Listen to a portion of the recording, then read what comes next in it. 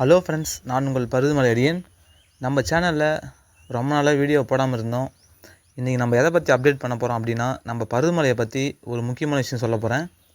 இது எல்லாருக்குமே இந்த வீடியோ நிறைய பேர் ஷேர் பண்ணிவிடுங்க, நிறைய பேர் தெரிஞ்சுக்குவாங்க. நிறைய பேருக்கு பருதுமலை எங்கே இருக்குன்னு நிறைய பேருக்கு தெரியல. நிறைய பேருக்கு பருதுமலை ரூட் எப்படி வரணும்னு தெரியல ஃப்ரெண்ட்ஸ்.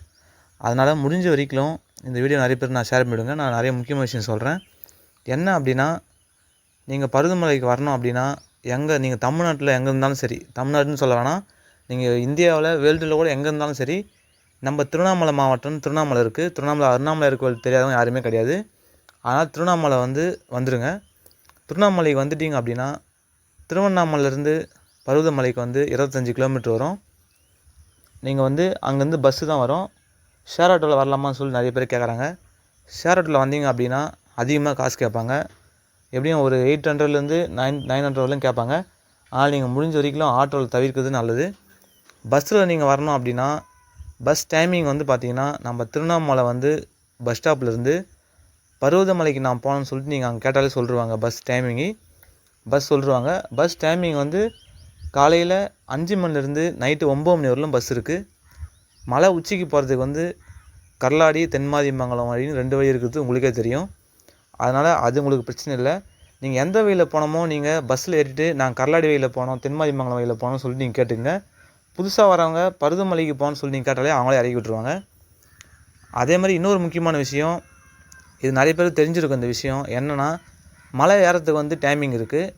காலையில் 5 மணிலேருந்து தான் ஓப்பன் பண்ணுவாங்க. 5 மணிலேருந்து மதியானம் 3 மணி வரைக்கும் ஏறத்துக்கு அலோவ் பண்ணுறாங்க. அதையும் தெரிஞ்சுக்கங்க. நிறைய பேர் எங்கிட்ட மெசேஜ் பண்ணுறாங்க, நைட்டு அலோவ் பண்ணுறாங்களான்னு. கிடையாது.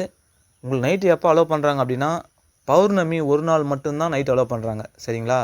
மாதத்தில் பௌர்ணமி ஒரே நாள் மட்டும்தான் நைட்டு அலோவுடு. நீங்கள் இதையும் இன்னொரு விஷயமும் சொல்கிறாங்கன்னு தெரிஞ்சுக்கங்க. பௌர்ணமிக்கு வர பக்தர்கள் ஒரு நாள் முன்னாடியோ இல்லை ஒரு நாள் பின்னாடியோ வந்தாலும் அலோவ் பண்ண மாட்டாங்க. சரிங்களா? கரெக்டாக என்றைக்கு பௌர்ணமி நைட்டு இருக்குதோ அன்றைக்கி நீங்கள் பிளான் பண்ணி வந்தீங்கன்னா தான் நைட்டு அலோவ் பண்ணுவாங்க. அதை மட்டும் நீங்கள் பிளான் பண்ணி வந்துடுங்க. அடிவாரத்தில் தங்கத்துக்கு வசதி 2 வழியிலுமே வசதி இருக்குது. அன்னதானம் போடுறாங்க, பார்க்கிங் எல்லாமே இருக்குது. கர்லாடி வழி அடிவாரத்துலேயும் அன்னதானம் போடுறாங்க, ஆசிரமம் இருக்குது. அதேமாதிரி தென்மாதிமங்கலம் வழி அடிவாரத்துலேயும் அன்னதானம் போடுறாங்க, ஆசிரமம்லாம் இருக்குது, தங்கறதுக்கு கோயில் இருக்குது. நீங்கள் முடிஞ்ச வரைக்கும் அது நீங்கள் பிளான் பண்ணிக்கலாம்.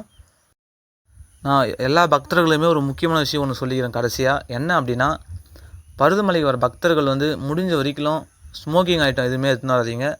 மலை மேலே முடிஞ்ச வரைக்கும் சிகரெட்டு பிடிக்காதீங்க. ட்ரிங்க்ஸ் பண்ணுறது எல்லாமே அவாய்ட் பண்ணிக்கோங்க. ஏன்னா இது ஒரு உண்மையான சிவன் கோயில். உண்மையாலுமே உங்களுக்கு தெரியும் சிவனை பற்றி. அதனால் நீங்கள் அதை மட்டும் நீங்கள் அவாய்ட் பண்ணிக்கோங்க. மற்றபடி நீங்கள் பக்தர்களாக மலைக்கு வீட்டுக்கு போங்க, நல்லதே நடக்கும். இந்த வீடியோவை நிறைய பேருக்கு ஷேர் பண்ணிவிடுங்க. நம்ம அடுத்த பதிவில் இதுமாரி ஒரு முக்கியமான பதிவில் நான் மறுபடியும் உங்களை சந்திக்கிறேன் ஃப்ரெண்ட்ஸ். நன்றி ஃப்ரெண்ட்ஸ்.